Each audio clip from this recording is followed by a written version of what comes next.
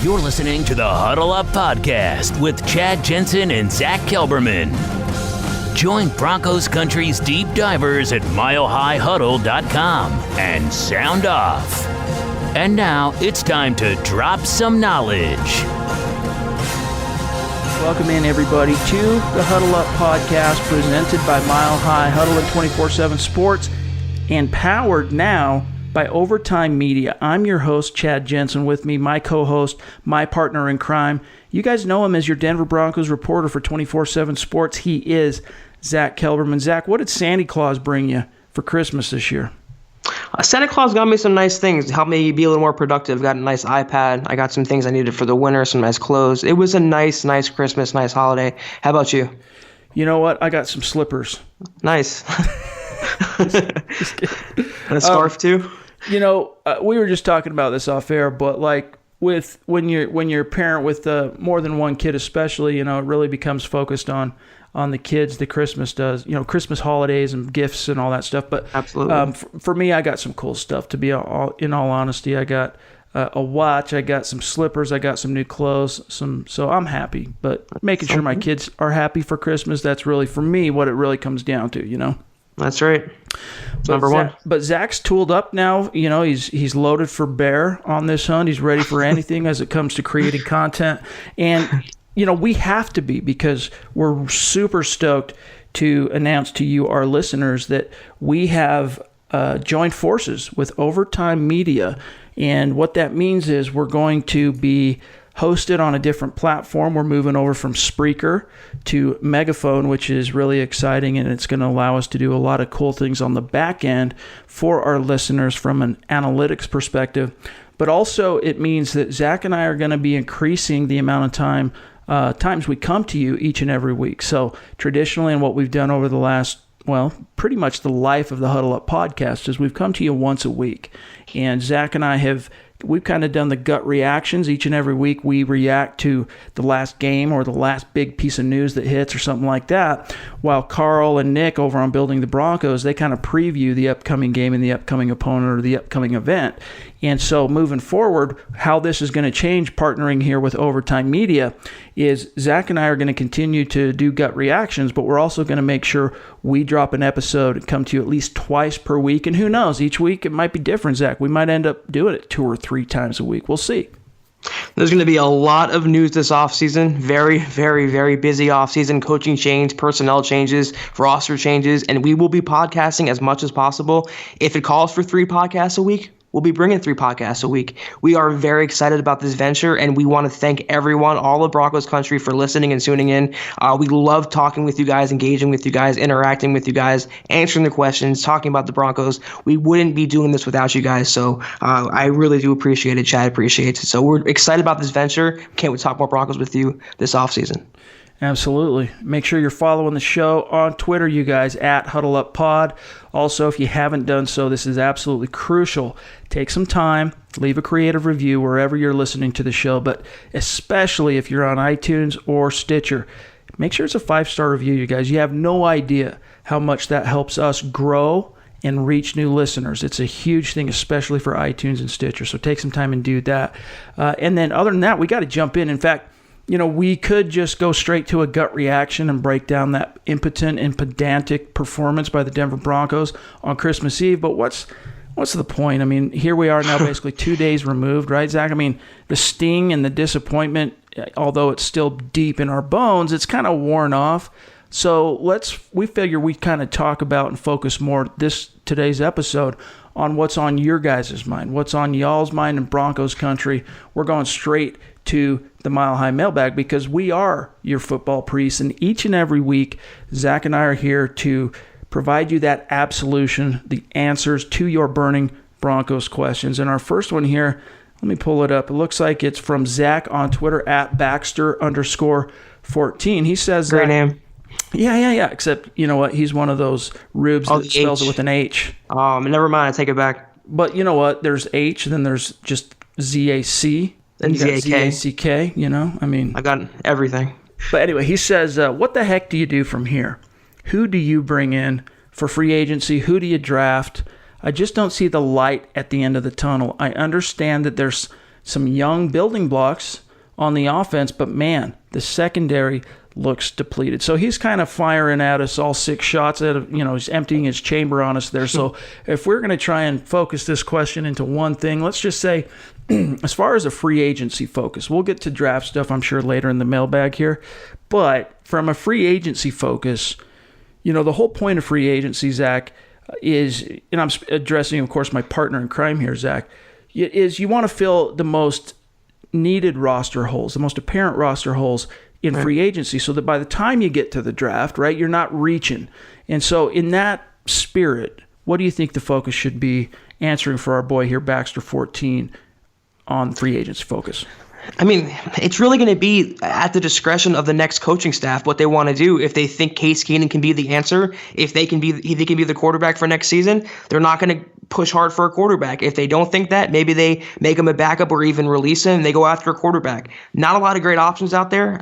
Nick Foles, you have Tannehill, not a great free agent class, not a great draft class for quarterbacks, so they might be stuck with Keenum regardless this season, and also his contract comes into play. They need offensive line help, they need safety help, they need corner help, inside linebacker, a lot of roster holes to fill, but it's a multi-layered question that can't be answered without knowing who the next coach is, what side of the ball he coaches on, his background. When that is solved, that question's answered, we should know a little bit more about their direction for free agency. Yeah, Nick Foles, he's interesting because we've seen what he's done, at the end of last season and into the playoffs and then winning the Super Bowl, and the way he's kind of helped the Eagles again down the stretch this year. He's interesting, but at the end of the day, as much as I like the idea of Nick Foles, I think he's pretty much in the same class as a Case Keenum. And what that really means is that, if you're a well-balanced team and you have good coaching across the board, he can take you some places. But he's not the type of quarterback that is able to put a team on his back and raise all ships in that sense. And so I think he's really in that same class as Keenum, where he's a average to below average starter. Look at what Foles did, to start this year, the first 4 games for the Eagles. Nothing that you write home about when he was kind of the entrenched starter. Then you get Carson Wentz comes back. It's not a great season for the Eagles, but once he's tapped again to come in on the tag team and replace somebody, all of a sudden he's, extremely valuable. And I think that's basically the same for Case Keenum. If there's a free agent quarterback name out there that intrigues me, it would be Teddy Bridgewater, who is supposed to be hitting the market, but he's still not a guy that I think you can hang your hat on. That's one of the frustrating aspects, Zach, of where the Broncos are today, is that, this is not expected to be a strong quarterback class. It's not a strong free agent class either. And yet you have Case Keenum, who you could cut him, but he's going to count for $10 million against your cap for dead cap. So the Broncos, from a quarterback perspective, it's less than ideal. And just like Zach and I have been telling everybody for the better part of the last 3 months, you probably are looking ahead to 2020 to really solve your quarterback position long term. I agree with you 99.9% about the Keenum and Foles comparison. The only thing I'll say is that Foles has a little better arm talent, and he's taller. I don't want to sound like Vance Joseph when I say that, but it does help. And he's a little more clutch, I think, in December and the playoffs. I think he will be overpaid, though, grossly, and I don't think the Broncos have the luxury of bringing him in right now while having Keenum on the roster. The only way that would even become a possibility is if Keenum eats some of his salary or they just suffer the cap hit. But I don't think Foles is coming to Denver.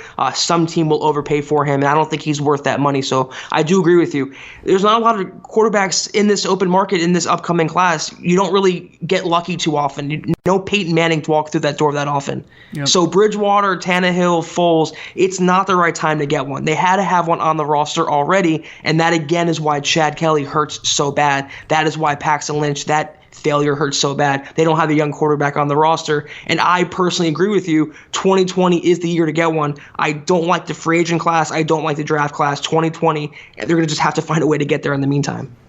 Absolutely. We move on here to our next question from Jedi Joshua 58. I saw on Monday that Royce Freeman was weighing 238. Didn't he come into training camp closer to 225? If so, that may be why he's lost some burst, and hopefully Lindsey will be back healthy for the offseason program. So, one thing we should touch on the tail end of this remark here before we get to Josh's actual question is we have the unfortunate news, and most of you I'm sure already know this, but Phillip Lindsay is done for the remainder of this season, which of course is only one game, but he's going on season-ending injured reserve. And Zach, as you reported on Wednesday, he's got himself a more than lengthy recovery to look forward to. I hate this so much. I feel so bad for Phillip Lindsay, the Cinderella story of the year, the Pro Bowler, the historic running back, local product. He had a bad wrist injury in the game against the Raiders. He has a possible scaphoid fracture, I believe it's called, and also ligament damage. He's facing a recovery. Vance says 3 to 4 months. Early reports said 4 to 6 months. Either way, he's done. He's not going to play in the Pro Bowl, the regular season finale. He'll miss a large part or all of the offseason program, but he should be back for training camp. But I hate it for him. I really do. He was having a great season, and yet the injury bug claims another player. The Broncos just cannot escape from its grasp. The good news is that he's not going to have Pro Bowl removed from his resume. He is still a Pro Bowler, even though he won't be able to appear. It just, creates an opening for whoever the alternates are on the list in the AFC. But yeah, it's, you wanted that experience for him as an undrafted kid to be able to go to the Pro Bowl and interact with the elite players of the league in an all-star environment. I really was looking forward to that for him as a young player still kind of making his name in the NFL. So it really is crap news. I mean, the truth is he's going to be fine in terms of the big picture and long term. And fortunately also as well, it wasn't an injury to his legs, which is the key, right? It wasn't a knee, it wasn't an ankle, it wasn't any issues there. It's a serious wrist injury, but something that he should be good to go for by probably summer. So at least halfway through training camp, at worst, you can expect to see Phillip Lindsay back, rocking and rolling for whomever the next head coach is in Denver. But we get to Josh's question here about Royce Freeman. I'll be honest with you, just off the top of my head, I don't recall specifically what his weight listing was in training camp, but I will acknowledge, Josh, that he does seem to have lost some of his burst that we saw early on in the season, and more so than perhaps adding any weight. Zach, I think that has more to do with the fact that, it does take, and running backs especially, but it does take a lot longer for guys to heal from high ankle sprains, which is what he suffered, a severe one heading into the bye. And I just think ever since that injury, he just hasn't been the same player, because you look back at the beginning of this season when the Broncos were relying on him as the starting running back, and really before Phillip Lindsay officially exploded on the scene, which really didn't happen until Freeman went down and he became the starter. And Lindsay went on that 3-game run where he eclipsed whatever it was, almost 400 yards rushing and 5 touchdowns. And that was really his arrival as far as, I'm the man now. Before that, it was really Freeman was the starter, and he was more of the focus as far as the tip of the spear for the offense. He was breaking tackles. He was leading as far as the advanced analytics and yards after contact in the league. And then since then, he's kind of become lackluster. I mean, he still runs hard, but I agree with Josh there, Zach, that he seems to have lost some of that burst. When you were reading that question about why he doesn't look as fast anymore, I was screaming in my head. I was saying, the ankle injury, high ankle sprains are notoriously dreaded. They linger. They're hard to rehab from. They're known to get re-aggravated. That's an awful injury for a running back, and especially a running back like Freeman, who's a one-cut runner who plants on that ankle and goes upfield. He hasn't looked the same, no, and he's been overtaken by Phillip Lindsay. But like you said, Chad, in the early part of the season, he was by far the RB1. He was that workhorse. He was that rich man's version of C.J. Anderson, and that injury came along, and Lindsay's emergence happened, and he took a back seat. So I don't really think it's cause for concern. I think he'll be healthy for the program, and he'll be back next year at a better playing weight, a good number 2 to Lindsay, and I don't have any problem with him. So I'm not putting too much onus on his weight or his injury. Yeah, absolutely. We move on. I mean, Royce Freeman's going to be fine, you guys. He's obviously, instead of being the expected lead back in this offense like the Broncos probably projected him to be when they took him in the third round. He's not a starter. He's not going to be the starter moving forward unless there's an injury. He's going to be a great complement, though. Right. Yeah, I mean, what more can you ask for in terms of the explosive, quick twitch speed of Phillip Lindsay, complemented by the physical, just explosive nature of Freeman when he's fully healthy, and that ability to pick up yards after contact. But we move on here to Drew Hollenbach on Twitter. His question is, gun to the head choice on who we take in the first round. Now, I'll be honest, before we answer this question, Zach, we should probably just make sure everyone understands. We're speaking for myself, Zach, you probably agree with me here. I'm not going to, I haven't yet really dove deep into the 2019 class of players at every single position for the draft, and I won't really until this season officially ends, and then I can start dialing it back a little and spending some time getting to know the class and reading some scouting reports and watching some film. During this time is when I lean on guys like Nick Kendall and like Carl Dummler and like Eric Trickle for their expertise, because it's nonstop. It's 365 days a year for them to draft. However, I will say this. I can't tell you exactly who, but I would say the Broncos still need to seriously investigate quarterback in round one this year.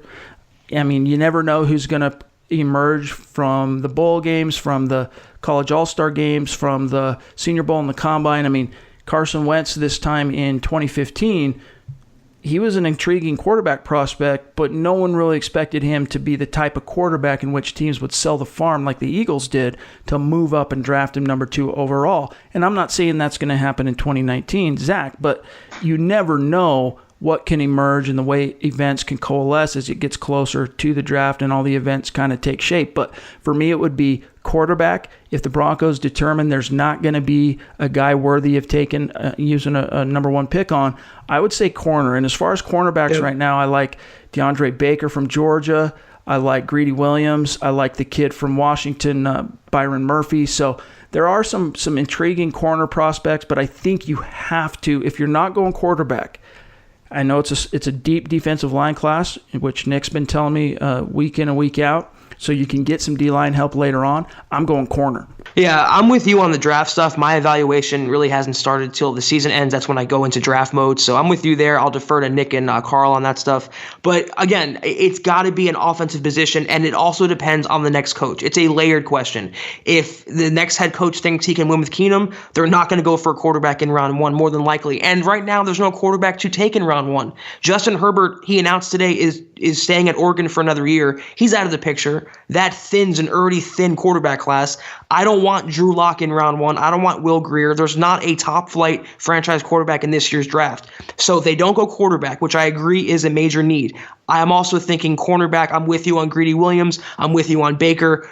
They got to get one because Chris Harris Jr. is not getting younger. Roby's gone. Brock's gone. Taylor's gone. So and I don't think Yadam and Langley are ready yet. So I'm with you on Greedy Williams, DeAndre Baker, or offensive lineman, a tackle, right tackle. They need one for Valdir, who's a free agent. So I agree. It's got to be an offensive position: quarterback, corner, tackle, something like that. Yeah, so we really do look forward to, though, Drew, getting back to the nature of your question. You got to make sure you're subscribing, because we're going to be getting to a ton of deep dive draft conversations and content when the season officially ends. And that's a week from now. I mean, we're going to be officially in off-season mode. Probably the focus of next week's pods are going to be more focused on the head coaching search, which is certainly coming. But it won't be long after that we're going to really turn our attention to the draft. So stay tuned. And then also, Matthew, here in the mailbag, you brought up the Justin Herbert news that he's staying in school. And what are we going to focus on? What position group player? I think we kind of addressed that with Drew's question. So let's move on here to Ruan Pablo.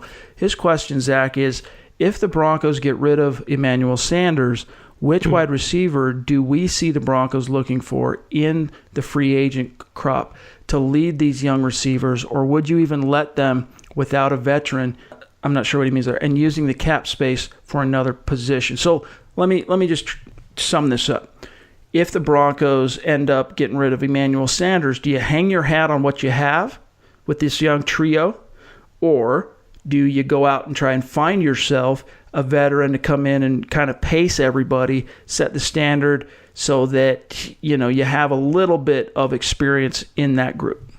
I would go in between. If they don't bring back Sanders, they cannot go into 2019 with no veteran receiver in that room. But I would also not break the bank on a veteran guy. I would not go all out, trade for one, throw big money at one. They can bring in a veteran name, an aging mentor perhaps.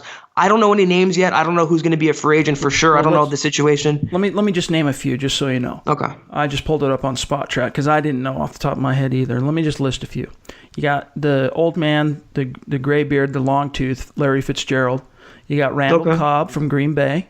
You got Dante Moncrief from Jacksonville, formerly of the Indianapolis Colts. You got Tavon Austin, Golden Tate. You got Ryan Grant. I'll just go a couple more. John Brown, formerly of the Cardinals, now playing for the Ravens. Jermaine Kearse, Cordarrelle Patterson, Kevin White. Then it starts getting a little bit thinner, but there are some value adds in there that I like, and it's kind of interesting and funny here to see Cody Latimer being among that class. But, so there's no one that I see in that group of guys. I mean, you never know who might become cap casualties like Emmanuel Sanders. But I don't see anyone in that class that I'd be dying to go out and get. But if I had to pick one just from the top 10 I'm seeing there, I would be somewhat intrigued by Golden Tate and perhaps Randall Cobb. I was going to say Cobb, Golden Tate, and Tavon Austin. They need a speedster. They don't need a possession receiver. I love Larry Fitzgerald. I love watching him play. They don't need to sign him. They don't need a possession guy. They have Cortland Sutton. They need a speedster. So I'm with you. Those were my three names immediately came to mind. Randall Cobb, Golden Tate, Tavon Austin. I would not break the bank on them, but I would give them a 2-3 year contract, let them come in, teach the young wide receivers, and also give the Broncos a veteran big play presence. Yeah, so we'll see how that takes shape when we get a little bit closer as well to off-season time. But let's move on here. We get to Ronald Newman's question. Assuming Case Keenum is the quarterback next season, what head coach, offensive coordinator combo could get the most out of him and make him at least serviceable? Now, before we get to answering this question, we did, just so everyone knows, we on Wednesday, day after Christmas, we published an article on the website. Everyone go to milehighhuddle.com to check it out. That was a Mile High Huddle roundtable of each and every one of us, including Zach and I, giving you our prediction / choice for who the next head coach would be. Some of us listed also the coordinator combos that we would attach to that head coaching hire. Oddly enough, both Zach and I chose Dave Taub from the Kansas City Chiefs as the next head coach. Of course, he's the special teams coordinator right now in Kansas City under Andy Reid. So let's just say, Zach, since we both are kind of pushing the Dave Taub line, what offensive coordinator would you, I've got my choice, I'll wait till you answer, but who would you see being able to pair with Case Keenum to try and get some production out of this guy, and at least, if it's even possible, get him playing to a level that more resembles the 2017 Case Keenum? They have a couple options here. They can go for a veteran name, an established name, or they can go for an up-and-comer. If they hire Taub as their head coach, which I would like, even though he'd have to really hit a home run on his offensive and defensive coordinators, give me John DeFilippo, or give me Matt LaFleur, or give me Zach Taylor. Those are two veteran guys, and you have Taylor, the next Sean McVay, potentially Sean McVay 2.0, learn under him, helps call plays there, help develop Jared Goff. So if they want to go for an experienced guy, I like DeFilippo, I like Matt LaFleur. If they go for an up-and-comer, I'm a big fan of Zach Taylor. Yeah, and that's both Zach Taylor and another guy, Mike McDaniel, would be my top two choices. Now, Mike McDaniel is kind of the de facto offensive coordinator under Kyle Shanahan in San Francisco, even though technically he's not a coordinator. He's quote-unquote the run game coordinator, but because you have Kyle Shanahan actually calling the plays. So he doesn't officially, Shanahan, have an offensive coordinator, but if he did, it would be this Mike McDaniel. Now, I'll admit, the guy who turned me on to McDaniel as a candidate here would be Eric Trickle, who's talked a lot about him for our Mile High Huddle VIPs on the message boards, the MHH Insiders message board. So I started investigating him a little bit, looked into it, started watching a little bit more Niners tape, and I really do like this Mike McDaniel. And it also, I think, helps that he understands that he's tied to the Mike Shanahan coaching tree, and that's where he got his start in the NFL, Mike McDaniel.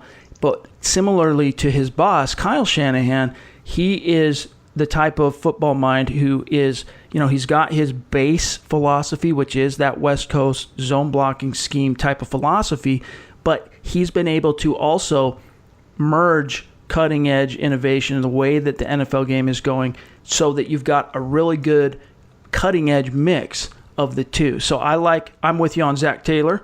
I'm with you on I wouldn't be opposed to LaFleur or DeFilippo, but my two guys would be Zach Taylor and Mike McDaniel. Let me say that I think largely the next coordinator will come from the team that the head coach comes from. And if that happens to be Taub with the Chiefs, Mike Kafka, the quarterback's coach there. That's a name to keep in mind if they want to pluck a name from the staff of the guy that's coming to be the head coach. So if Taub comes over, I would keep that as a sleeper name, Mike Kafka. Interesting. And that's it's an upward mobility move. It would be a promotion for him right, exactly. to go from quarterback's coach to coordinator, assuming can't block it. Yeah, well, assuming the Chiefs allow it, because technically NFL teams, if they have a coach under contract as an assistant and they are offered a job elsewhere, can they block an upward mobility? Because remember what happened with the Bengals and Vance Joseph in 2015. The Broncos wanted to sign their secondary coach, hire him to be a defensive coordinator, but the Bengals blocked it. So I think they can block it if they wanted to, which would be Reed's prerogative, perhaps not wanting to give anything more to a division rival. Well, then again, Reed personally coaches the quarterbacks there anyway, so maybe he's okay with letting the next guy come up. So we'll have to see what happens. But usually the head coach imports his own staff from the team he's coming from. That's just a name I want to throw out there. That's actually something I had not considered for Taub, is Kafka, because you're right. A lot of times new head coaching hires, they bring in someone that they're familiar with on their new staff, whether it's past guys they've coached with, they bring back in, or guys that were with them on their most recent coaching stop. So that's definitely something to keep in mind. And we've seen what the Chiefs have been able to get out of their young quarterback. So very interesting. All right, so our last question, and then we'll kind of move on here. We're running out of time. Zach, you got a question for us. Why don't you serve it up? All right, Jaybird _15 asks, serious question here. I see Taub mentioned a lot the last few years. What's so special with him that have people in love? I follow football, but not to y'all's level, so assuming I'm missing something. Also, there is no snark intended. I'm legit serious in my question. No snark there. I'm going to just answer this real quick, then I'll serve it to you, Chad. It's just the fact that he's a well-respected name in league circles. I mean, usually special teams coaches don't get the publicity as offensive, defensive guys, but he's been there for a while. Fellow coaches rave about him. He gets the most out of his players. No-nonsense kind of guy. The players love playing for him. He's learned under Andy Reid. He has experience. The Broncos interviewed him already, so they're familiar with him. He can bring over some coaches, some players. So that's why there's not a lot of good retread names out there, and a guy who's well-respected by GMs, coaches, players. It's always a guy you want to bring in because players tend to gravitate toward that. So that's my feeling on Taub. Two things to piggyback on that is, one, the Broncos are not a ideal landing spot for any head coaching retread right now. I mean, if you look at some of the coaching availability options that are going to be out there for candidates in the 2019 head coaching carousel, I mean, I'm looking at Green Bay with Aaron Rodgers, and I'm looking at Cleveland with Baker Mayfield. I mean, if I'm a prospective head coach who's had to either just recently got fired, like a Mike McCarthy, or, I'm going on my second attempt at becoming a head coach, I'm looking at those two jobs because I have an established quarterback. And so the truth is the Broncos are probably going to have to find someone who's not as perhaps able to be as choosy about where they go, which is why, and if you're looking at it through that lens of reality, okay, that's just the truth, all right? Dave Taub emerges in both of our opinions as the most superior option. And I threw this out also on the Mile High Roundtable piece. I like the idea of Mike Shanahan. Now, a lot of us don't. There's a lot of guys, colleagues on staff, don't like the idea of Shanahan, think that, it's a been there, done that. He's served his purpose. He burned out in Denver. He burned out in Washington. Let sleeping dogs lie type of thing.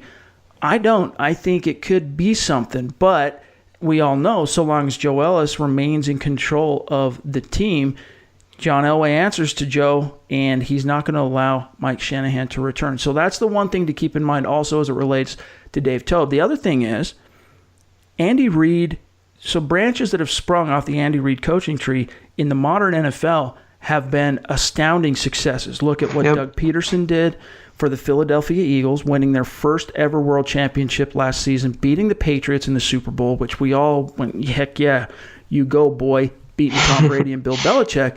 But then you look at Matt Nagy, what he's doing in Chicago, and taking what was just a completely lackluster and pedantic. I think that's the second time I've used that word in this podcast. It's a good word, though. Roster, with the exception of the addition of Khalil Mack, which, let's face it, he's a great player, but he's not a guy that's going to take you from a worst to first just by.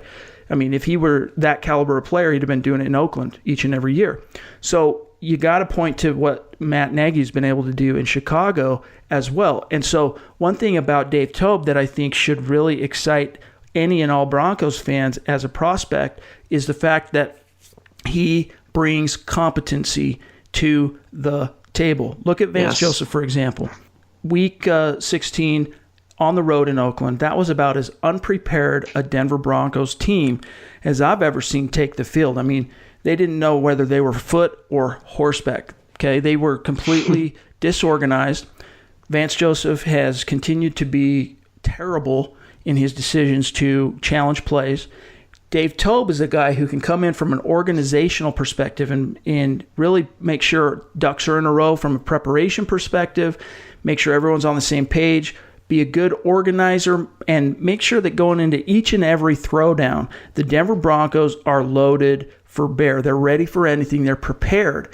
And that's really what Dave Taub is known for. He's super organized. He's super effective. He's very efficient. His units are always highly efficient and highly productive. That's what the Broncos need right now, Zach. It's such a great point you bring up about the Broncos not being attractive enough to land a top flight head coach. I'm so glad you brought that up because I wanted to talk about that. They can't lure a Jim Harbaugh right now. They can't get a Lincoln Riley. They're not going to get maybe even a Mike McCarthy.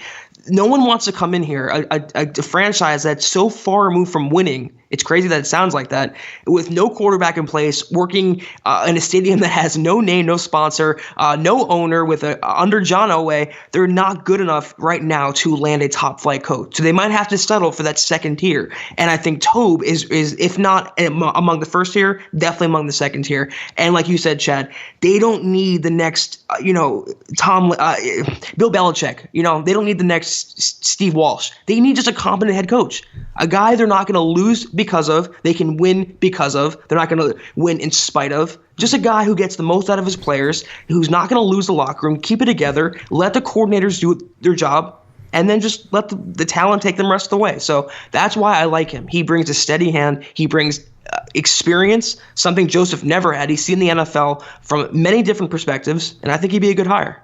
Yeah. I mean, the thing is about Vance Joseph, too, is, look, his players, when they say that they love him, I do believe him. As a man, I think they all respect and love him and appreciate him. He really is a great human being. He's just a good man, Vance Joseph is. I mean, there was that report that came out when he was hired. So well, I know about his history, but they're allegations. They're not necessarily proven in a court of law. And even so, even if they were true, it's ancient history. It's when he was in college, if I'm not mistaken. He seems like a nice guy. Anyway, that's neither here nor there. He's a good dude, is what I'm getting at, but that doesn't pay the bills at the end of the day. What the Broncos have lacked is just organizational competency at the head coaching level. And Joseph has just been in over his head. That's just the bottom line. Yep. And I think Dave Taub, he worked for two very long tenured head coaches in his last two NFL stops. First in Lovie Smith in Chicago for all those years, in which he had extremely productive at the very top of the NFL special teams units. And then, of course, for Andy Reid now in Kansas City, where he's been since 2013. So he understands the model. I mean, Vance Joseph, for all of his faults, I should say actually, for all of his strengths, he's kind of bounced around the league. He's been a Kubiak guy. He's been a Marvin Lewis guy. He worked for Mike Singletary for a time in San Francisco. Adam Gase, true, as well. And so he's, you could look at that as a positive, that he's worked for a bunch of different guys, coaches. He can take a little from here, a little from there, and kind of make it his own brand. But I see that from more of a negative perspective, where he doesn't really have an overarching philosophy or an example in which he can go, this is what I'm going to do. I'm going to duplicate X. And Dave Taub does, and there's a lot of reasons for it. In fact, Zach, why don't we do this real quick? We'll kind of do this to finish today's episode, shooting from the hip here. Let's touch on some of the selections our colleagues made in the Mile High Roundtable for head coach, and just kind of rapid fire go through our own pros and cons on whether we think they'd be a good hire. Now, obviously, as I mentioned earlier, both Zach and I chose Dave Taub as our preferred choice and prediction for who the next head coach is going to be.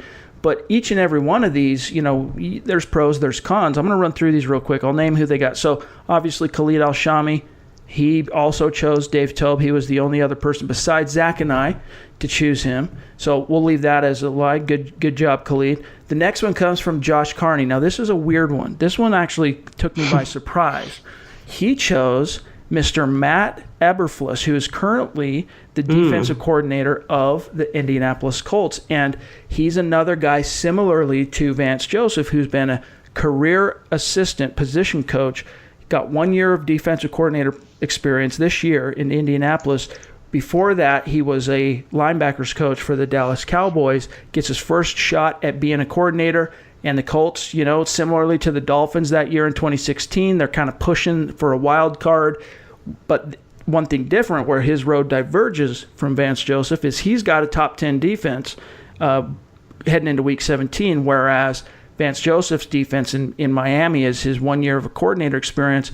They were a bottom third defense. So Matt Eberflus, your thoughts on him as a prospective head coach candidate for the Denver Broncos? Yeah, take Darius Leonard off that defense, and how good are they? I don't want to. I would not want another first-time, inexperienced head coach. Interesting name. I would not mind him as a defensive coordinator. I just don't think, and I don't want another first-time, inexperienced guy who's had one decent season for a really kind of a Cinderella team in the Colts. I would not choose him to be my head coach. That's just my opinion. I'm not opposed to the idea of the Broncos hiring a coordinator this is his first opportunity to be a head coach. I'm not completely opposed to the idea. At least not defensive.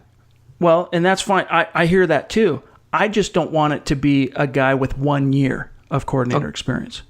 That's my thing. Like, if it's defensive coordinator, it's the best guy, and that's what the team sees, the brass, the brain trust, so be it. I just, Zach, don't want it to be a guy who's got 1 year of coordinator experience, which is another reason why, for me, you got John DeFilippo, Matt LaFleur. To me, they're not the strongest candidates any longer for that position because they basically have 1 year. Because even you look at DeFilippo the year before in Philadelphia, he was not the offensive coordinator. He was the quarterback's coach, which is great. I mean, he got good production out of Wentz. He got good production out of Nick Foles. This was his first year being an offensive coordinator. He gets fired a little bit more than halfway through. Meanwhile, you got LaFleur, who's done a solid job. He started off a little bit sketchy in Tennessee, and things have started to pick up momentum. But he's not had the most stable quarterback situation with Mariota kind of being banged up and inconsistent. So that's what I would say is the same thing applies, though, for Matt Eberflus is, do you really want to hang your hat on a guy with 1 year coordinator experience yet again? And when I say inexperienced, I mean like the guy has 1 or 2 years. Anything more than that, it's okay for me. And I don't mind Eberflus or DeFilippo or Matt LaFleur as a coordinator. I don't want them to be the head coach. Yeah. So for me, Eberflus, it's an interesting name. Maybe next year, if he shows that he can do it 2 years in a row, maybe then he'd be a good candidate in my eyes. But right now, it's a little too soon. So here's Carl Dumler's selection. He chose, now this would be a head coach retread, Jim Schwartz, currently the defensive coordinator of the Philadelphia Eagles. Now, in Carl's defense or analysis explanation on why he's choosing Schwartz, he brings up the fact that in his third season, Schwartz was able to guide the Lions to the playoffs for the first time in 12 seasons, and also the fact that when he inherited the Detroit Lions, they were coming off an 0-16 season. But your thoughts on Jim Schwartz as a head coach retread, getting his second opportunity? He'd probably come in with some cred, some energy, I think players would fear him a little bit in a good way. That's the one positive I could see from Schwartz, at least off the top of my head. Yeah, I think the Broncos are going to go after a retread, a veteran guy, and if they go, this is the lone defensive retread that I would probably hire for the Broncos. If they don't get an offensive guy and they go for an experienced name, Jim Schwartz is kind of my candidate. Vic Fangio is another candidate there on the defensive side of the ball.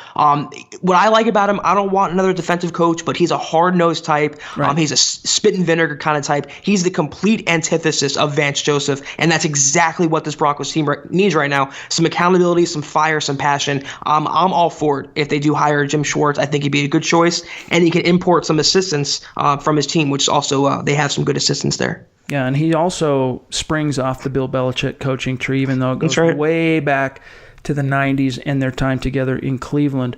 So I'm with you, though. Like, if the Broncos, and just for what it's worth, what we've kind of heard behind the scenes from our sources within the site, within the team, is that the Broncos do like Jim Schwartz. He's high on their list of potential candidates to replace Vance Joseph. But if the Broncos go that direction, I mean, I'm not going to be completely disappointed if the Broncos hire someone else other than Dave Taub, so long as it's the right guy. And I could get behind Jim Schwartz because, I mean, just think about this. He almost got in a fist fight with Jim Harbaugh after a game as Detroit Lions head coach going against San Francisco 49ers head coach. I mean, he's that type of dude. Like he and I think that's maybe kind of the rough and tumble. I mean, he knows what he's doing. Don't get me wrong. I'm not talking about bringing in some kind of anarchy to the Broncos coaching staff. He knows how to field a winning football team. I mean, to turn around a club like the Detroit Lions, who had for years been a league doormat, even though it ended up disintegrating later on, just to get back to the playoffs even 1 year is pretty phenomenal accomplishment for a first-time head coach in Jim Schwartz. So there would be a lot to like in that hire if that's the way it shakes out. Now, here's one that kind of threw me for a loop, Zach. Let's see what you think about this. Nick Kendall. Now, I asked Nick for his contribution to the Roundtable a few days ago. Now, granted, you got Christmas, you got people traveling, holiday season, family, stuff like that. He deliberated over it. He wasn't sure who he liked most. Here's what he ended up coming to the table with. Brian Schottenheimer, son of course, the famous Marty Schottenheimer, but he's currently, Brian, the offensive coordinator for the Seattle Seahawks. What are your thoughts on Schottenheimer as a candidate? I don't want him. I don't really have any thoughts other than that. I don't want Brian Schottenheimer. I don't want Marty Schottenheimer. I don't want anyone from that family, so that's a no for me. Yeah, you want to be able to get over the hump. You don't want to just be able to get to the hump. You got to be able to get over the hump. Even though, there's some joy to be taken from the hump, you still got to be able to get over the hump, if you catch my drift, okay? Now, here's another interesting one. And, well, what I'll say, just so Nick understands, I think he makes a really strong defense of Schottenheimer as a candidate. He did find a way to take what appeared to be early on this season a impotent Seahawks offense and turn them around and create a winning product and put some stability around Russell Wilson. So I'll give him that. But I'm with you that for me, off the cuff, as an option, Brian Schottenheimer just doesn't really light my fire. So here's one that's started to pick up some steam here. It comes from Bob. Eric Trickle also chose this as his primary candidate to replace Vance Joseph, Chuck Pagano. Now, we all know that he is the former head coach of the Indianapolis Colts. He spent this year out of football. He is not coaching in 2018 after the Colts fired him at the end of last season. Then, of course, tried to hire Josh McDaniels. He said yes, and then at the 11th hour he said no. So they ended up going out and hiring Frank Reich, the offensive coordinator of the Philadelphia Eagles. That's what happened with the Colts.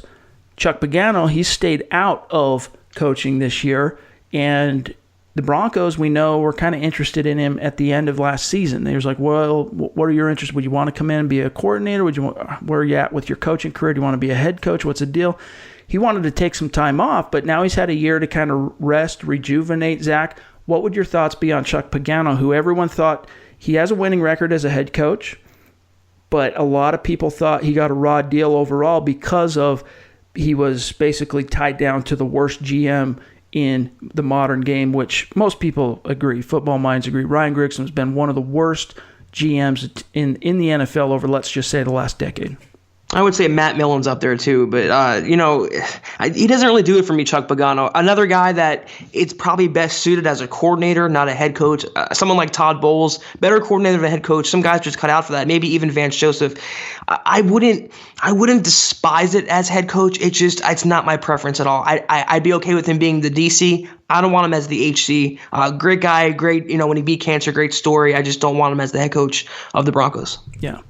So I'm with you. I think if you're looking for stability and a guy who, again, he's plus 500 as far as his winning percentage as a head coach, but many of those wins came with Bruce Arians in place as an interim head coach while he recovered from, I think it was leukemia, if I recall right. But anyway, there's an argument to be made for Chuck Pagano, and I understand it. Off the cuff, I don't hate it, but other than just bringing some stability and kind of a tough-nosed defensive guy who knows what he's about kind of approach, there's nothing in hiring him that really excites me. Right. So we'll see what happens there. But he is from Colorado. He's from Boulder, I believe. So there are some ties there. Now, we move on to, there's two more we'll touch on, then we're going to get out of here. Lance Sanderson's choice was David Shaw, of course, the head coach of Stanford right now. But all signs point to all the hot coaches or current head coaches at the college level in terms of making the jump to the NFL. Guys like David Shaw, Lincoln Riley in Oklahoma, Matt Campbell at Iowa State, missing one. Chris Peterson in Washington. Well, and of course Jim Harbaugh in Michigan. All the reports on all those guys so far have said that they've kind of rebuffed each and every NFL team that's checked in on them on that front, saying, look, I'm happy where I'm at for now. Aside from offering a guy like that, $10 million a year over 10 years like the Raiders offered John Gruden, I don't really see David Shaw or the Broncos being able to lure David Shaw out of his job, which is a pretty cushy job for what he likes to do. He's known as a great recruiter, working with college kids, turning them into men. I like him as a head coaching candidate. I'd be stoked, in fact, if the Broncos got David Shaw, but I just don't see it as a realistic option moving forward. I love David Shaw. I'm a huge fan of his brilliant offensive mind, brilliant offensive strategies. Big fan of his. There's only maybe one college coach that's going to come to the NFL, and that would be Lincoln Riley. And that would only be for the Cowboys, I feel like, and they're not going to replace Jason Garrett. So, yeah, they're not going to make any big leaps this year. And the Broncos, as we talked about earlier, they're not good enough right now to lure those coaches away anyway. They wouldn't get David Shaw, even though he has that connection to John Elway at Stanford. They're close friends. There is some sort of connection there. Right. Yeah, it's not the year to get him. He's not going to come out. So they don't have the pull right now. Not even Elway has that kind of that draw, that attraction right now. Yep. It's very similar to where the Broncos were at in 2011 when Elway inherited his role as the vice president of football operations. At the time, at least then the Broncos had this unknown quantity of a former first-round pick quarterback in Tim Tebow. This time around, they don't even have that. They don't even have – Chad Kelly burned his bridge. That would have been the closest thing resembling the quarterback situation when Elway inherited the team there in 2011. So that's the biggest thing is head coaches, they can make the difference in a football team being successful and winning. Obviously, the best teams in the league are coached by the best coaches, and there's obviously a correlation to winning and having competent, good, innovative head coaches. But coaches are also smart enough to recognize if you look at the best teams in the NFL, with very few exceptions, like last year was an exception with Minnesota, but these teams also have top-tier quarterbacks or quarterbacks playing at a top-tier level in the moment. And so if you're a head coach out there, you're looking at opportunities to advance your career. The Denver Broncos job, it's a high expectation, high-pressure job. All NFL head coaching jobs are high pressure, but Denver's especially because not only do you have the Broncos country standard of winning and the pressure and expectations and urgency there, but you're also coming off 3 consecutive seasons of missing the playoffs and back-to-back losing seasons for the first time in 46 years. It's going to be an enormous amount of pressure put on this next head coach, and if you don't see a viable quarterback to hang your hat on in terms of, really being able to lean on that to turn the ship around, you're going to be grasping at straws at least for a year. At bare minimum, a whole season, you're probably going to be, best case scenario, 8-8 is what you're looking at. If you're a guy like David Shaw, you have a tie to John Elway, you are friends, you got the Stanford connection and all that, but if you're going to make that jump to the next level, don't you think you're going to take a job that offers a little bit more, you're starting off on square 3 or 4 instead of square 1? Right. That's exactly why the Cleveland Browns right now are a more attractive option than the Broncos. They have Baker Mayfield. The game lives and dies by the quarterback. And any offensive coach, top-flight coach, David Shaw, Lincoln Riley, Jim Harbaugh, if they were to come to the NFL, they would want their quarterback to be in place, a franchise quarterback. And Kevin Hogan ain't it. Garrett Grayson's not it. They don't have that draw right now. And that's why they're going to have to settle for a second-tier option. And that's why, Chad, you and I both agree that Dave Taub is that best option. The last one here selected was from Alex Valdez. He chose Matt LaFleur, which we've already talked plenty enough here about our thoughts on Matt. We think he's got a great future somewhere in the NFL as a head coach, but now is probably not the time yet for him to be a head coach. He needs a year or more longer in a current position as an offensive coordinator to mature and really establish his own model and his own brand. So that being said, I think we pretty much addressed the most burning issues and questions on the minds of Broncos country, Zach. Let's make sure our fans know what to do. Our listeners of the show, get out there and follow on Twitter at HuddleUpPod. You can find Zach on Twitter at Kelberman247, myself at Chad and Jensen.